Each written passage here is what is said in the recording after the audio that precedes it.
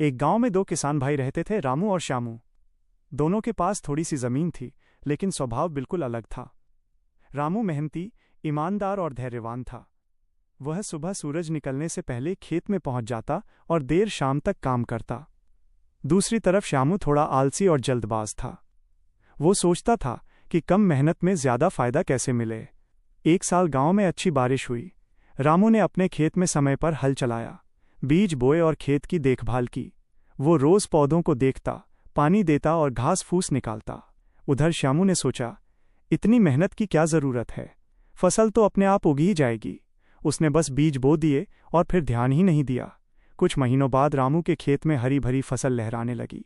पूरा खेत सोने जैसा चमक रहा था। वहीं श्यामू के खेत में जगह जगह घास उगाई थी। फसल कमजोर और सूखी लग रही थी। फसल काटने का समय आया।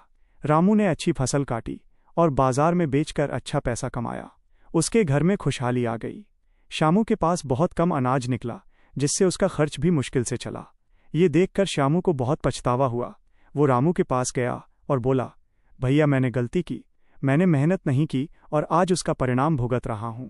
मुझे माफ कर दो और सही रास्ता दिखाओ। रामू मुस्कुराया और बोला, गलती हर इंसान से होती है, लेकिन उससे सीखना जरूरी है। अगर तुम मेहनत करोगे और धैर्य रखोगे तो जरूर सफल हो जाओगे। अगले साल श्यामू ने रामू के साथ मिलकर पूरे मन से काम किया। उसने समय पर खेत जोता, बीज बोए और रोज देखभाल की। इस बार उसकी फसल भी बहुत अच्छी हुई। दोनों भाइयों के घर खुशियों से भर गए।